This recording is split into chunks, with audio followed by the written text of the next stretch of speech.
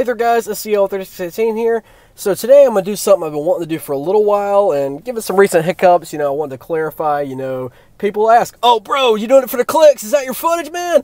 To answer, yes and yes, but we're going to get to that in just a moment. So, to make YouTube nice and happy, we're going to do this from the Creator Studio side, proven, yeah, I've got the shots, so let's get cooking. Fun fact, for those of you who watched really close, parts 1 and 2 were directly cut from other videos. So if you watched to the tail end on a lot of generic locomotive or running videos, you would see clips thrown in just from that.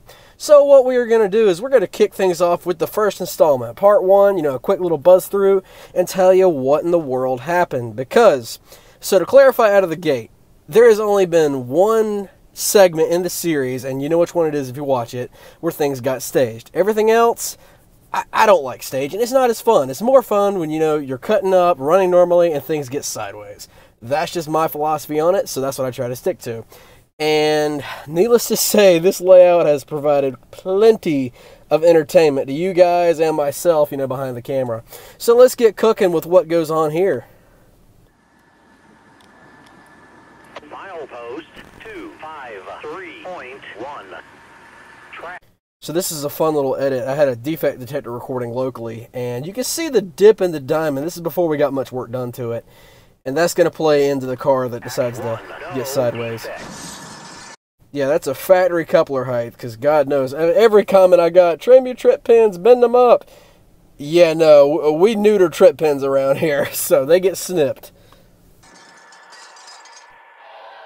And this is in another club layout, an Atlas Code 100 diamond. You got a car occasionally you'll run and does great, and then all of a sudden, boom goes the dynamite.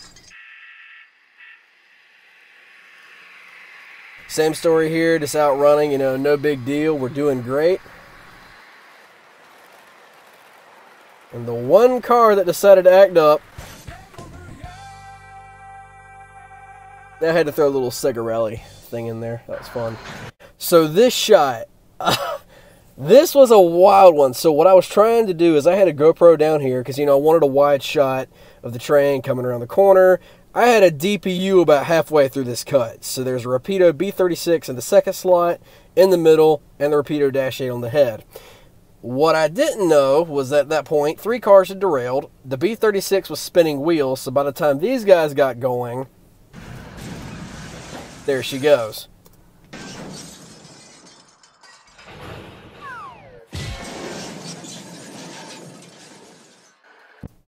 And just for fun, I've repositioned everything. I'm like, you know what? Let me just see if this happens again. There's no way it can happen twice, right? Yeah, guess again. It was at this moment that he knew. He f***ed up.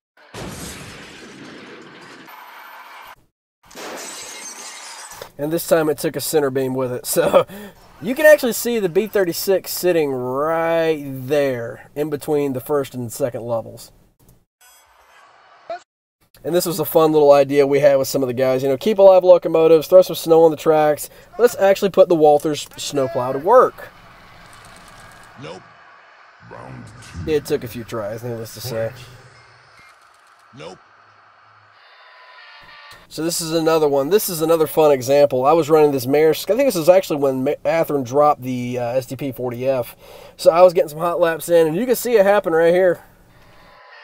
3, 2, 1, we're doing fine, and then it's Dorifto time.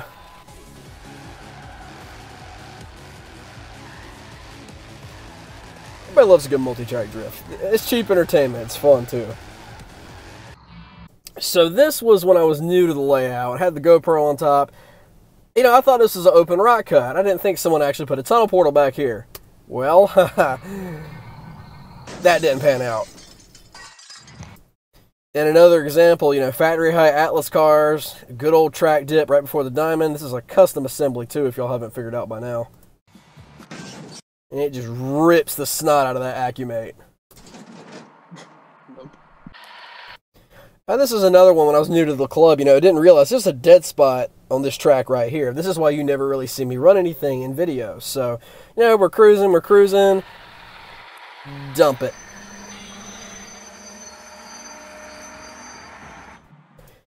This shot to date I have no idea what happened, because this locomotive has taken this spot perfectly. Countless times, no issues. Until this day.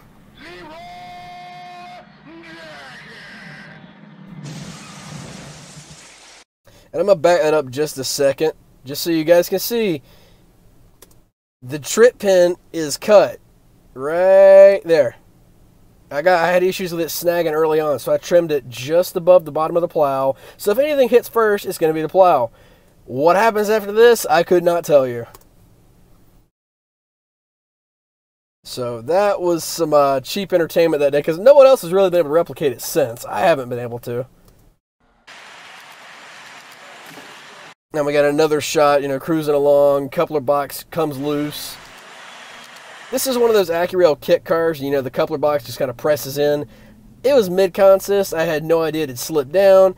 And by that point, good old KD number 5 wedged itself into the frog. Nice. So this shot, I was hot around the curve. I had no idea anything was going to go weird.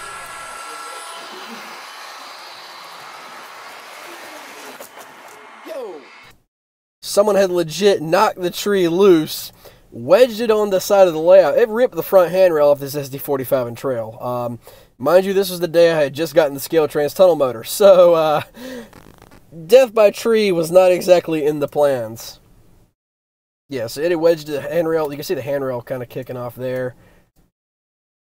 And this was all footage I was trying to do for the Scale Trans Kodachrome video. So this is all throwaway shots from that day.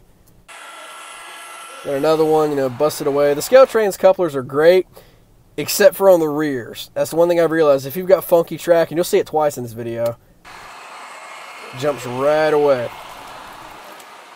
And here we go again, just to show for fun. Hits that hump in the track, and there she goes.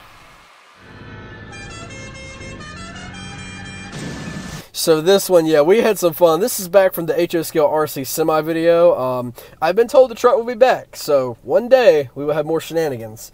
But, yeah, no, we just had some fun with it. It's MTH GE 2010 and Intermountain 2005 and a dummy blue box. So that was a fun little thing to mess with there. So yeah, that's essentially what happened in part 1. You're seeing for 1 and 2, these are all recaps from other videos. So with that, I think we've wrapped up part 1 pretty nicely. So let's dive into part 2. Alright, so to get things started in part 2, you got a couple shots. You'll recognize this. This is the day I had just done the Scale Trans Operator -9 upgrade. So we're cruising through the yard, no big deal. Everything's hunky-dory. And I still can't figure out where it came off between the yard lead and the switch, but we're going. The dash 8 and trail's got a lock select in there, a little bit more momentum programmed in. 3, 2, 1, smack. That's honestly one of my favorite shots for stuff going sideways. And here's another one. The track kind of speaks for itself. So the camcorder was off to the side. I'm zoomed in. My hand wasn't anywhere near it. So we're going. The switch point's right here. And boom. Smacks the camera, and there's the aftermath. The camera was actually sitting like right back in here on where this pond is at. And this is another video, and I got a lot of comments on it. So this is the day I was filming Extra 8451 West. The 8451 was fresh off of upgrades. I didn't have time to run to the hobby shop for couplers.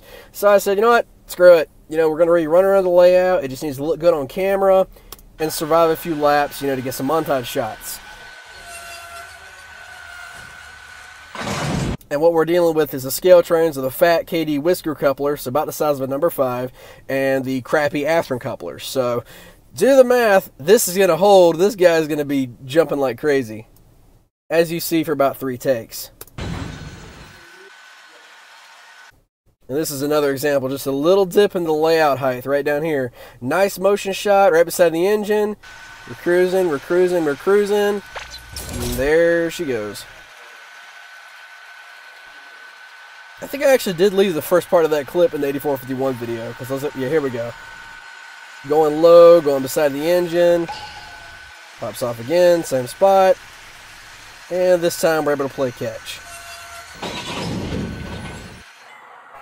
And this is another fun. This is another fun clip. Our resident Catzilla. These were the day I got the 2 Scale Trains Operator -9s.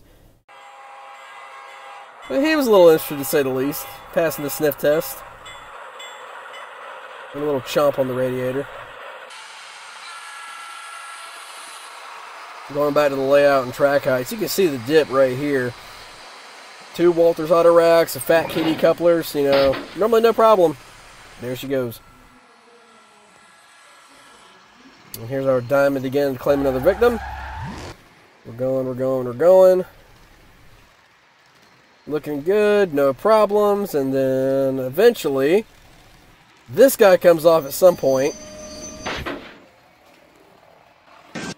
This is honestly a shot I wish I'd stayed recording longer, because I thought just the green hopper had come off. I had no idea this guy had broken loose.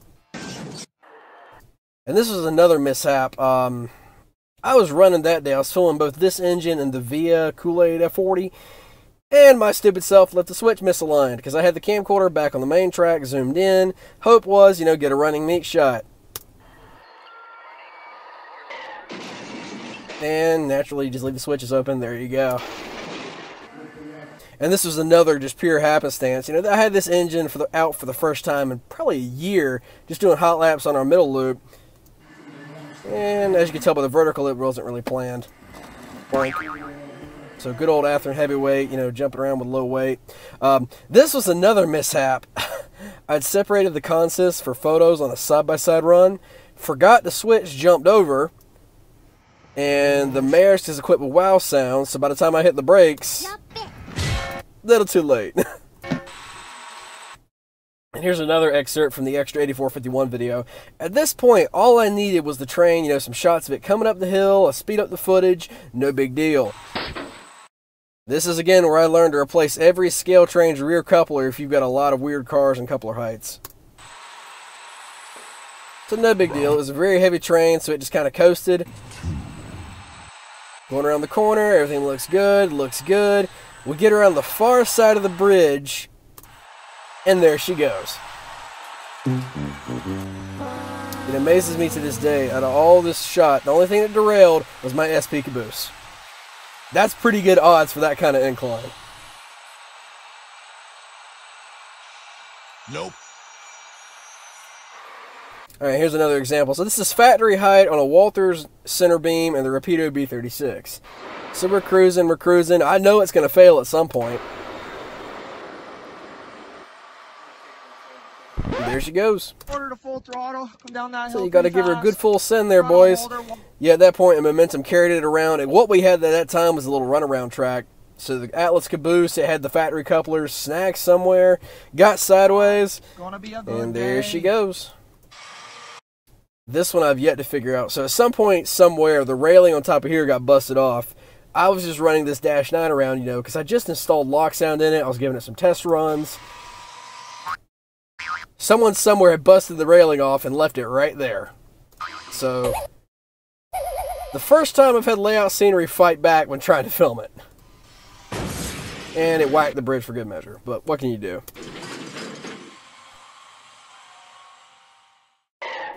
Oh, and this was another video just for laughs. Just had some cheapo cars, bumped it through the buffers.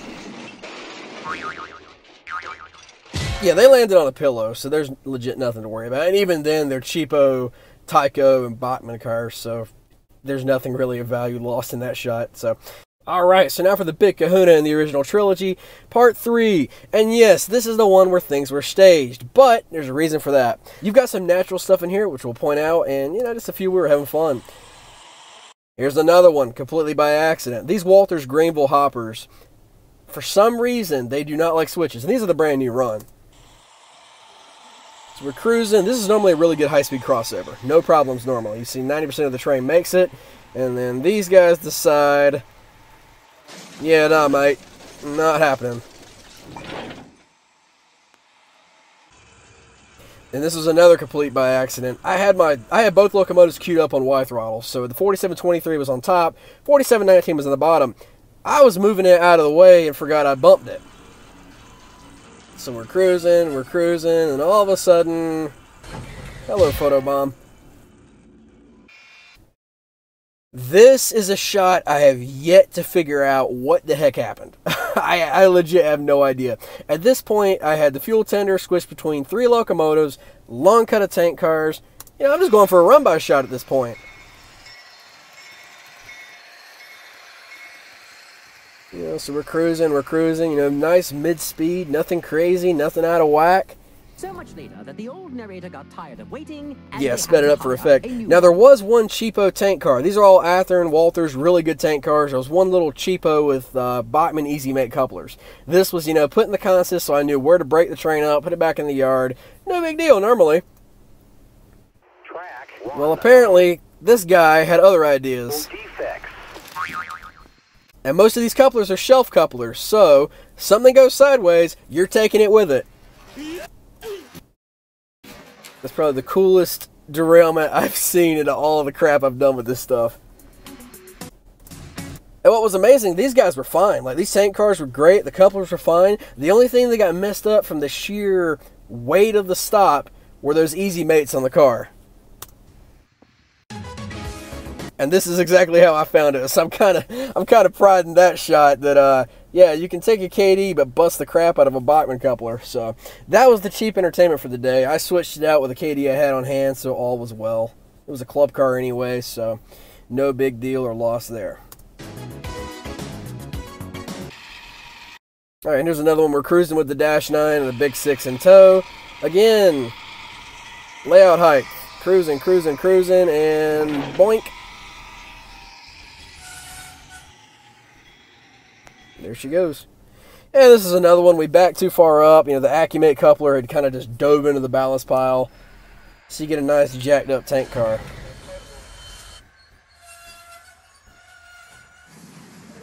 And at this point, another switch got left open. So the second Jeep, and it had Keep Alive, so it was still cruising. It was doing just fine. And yeah, this is obvious as it gets right here. This is a Matchbox Porta-John truck, for those who are interested. This is actually really close to HO scale. And I weathered it on quote appropriately for, you know, being a Porta-John toter.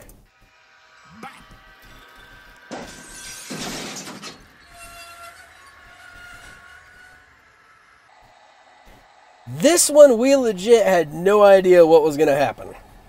At least where, if anything, was going to go wrong. Because like I've mentioned, the top of this hill has some humps. If couplers, you know, don't jive just right, you're going to have some funny results. And at this point, I was migrating a train around the middle. I'm like, oh, you know, I'll be out of the way in time. Nothing can go wrong, right? Think again.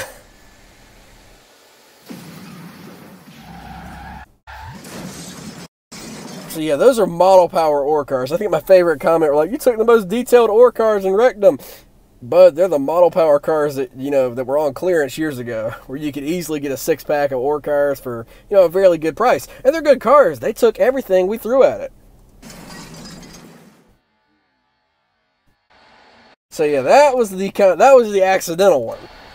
And then we decided, you know what, let's reposition, you know, just see what happens. Because we figured out where the train would break, where the cars would let go. And the slow-mos are just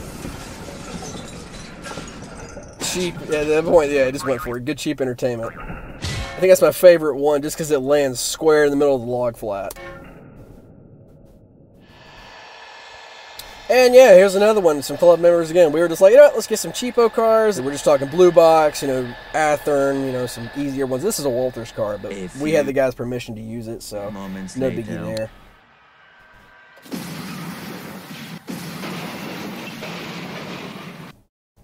As crunchy as that one is, it's sometimes satisfying to watch those cars kaleidoscope. I'm not gonna lie.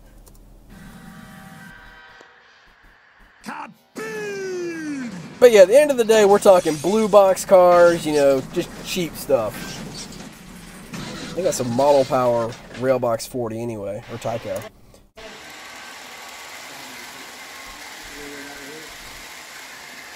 This is another random shot. I was staging up my Jeep to go by, and the ore train just derped through. So this is another one of those shots. Everyone's like, oh, you used the ramp for effect. So the ramp was down at the bottom of the layout so we could put all the ore cars on. Because we're like, you know what? Let's just see if they come up the helix without derailing. If they break away, fine. You know, we'll catch the aftermath. Well, we conveniently forgot the switch was lined, so what you saw was a natural brake. And we're rolling and rolling. These are die-cast cars too, so the weight's going to be there, momentum's going to be there, and there we go.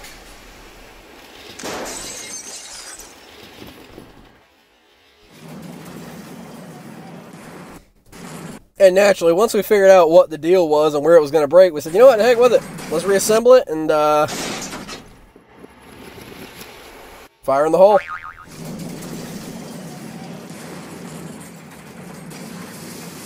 It was actually surprising just how much momentum these guys had coming down that helix.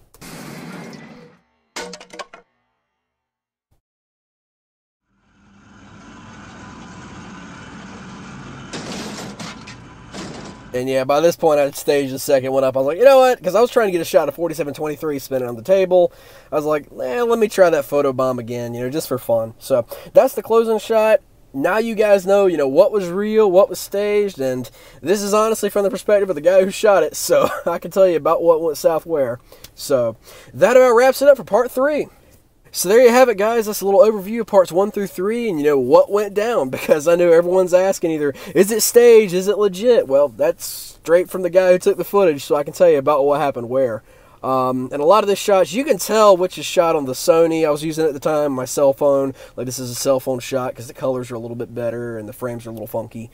But, yeah, essentially that's, you know, what went down in the first 3 parts. So, you know, this is something I've been wanting to do because, you know, a lot of people have questions of, is it legit, you know, how broke is our track budget, you know, just having fun, you know. Essentially, that's what I'm doing, is I'm having fun, and if stuff gets sideways, well, guess what? We're going to have a little fun with it, too. So, you guys get to enjoy it. You still get to see normal videos, which is always fun, but you get to see what happens, you know, that most people either hide happened or throw it away. So, that's the end of this, that's the story at the end of the day. You know, we're just out here having fun and hoping you guys enjoy it. So, I hope this is kind of a cool look behind the scenes or a little commentary. So, thank you guys again for watching. I'm hoping to get things back on pace here soon. But as always, I will keep y'all posted, and I thank you again for watching.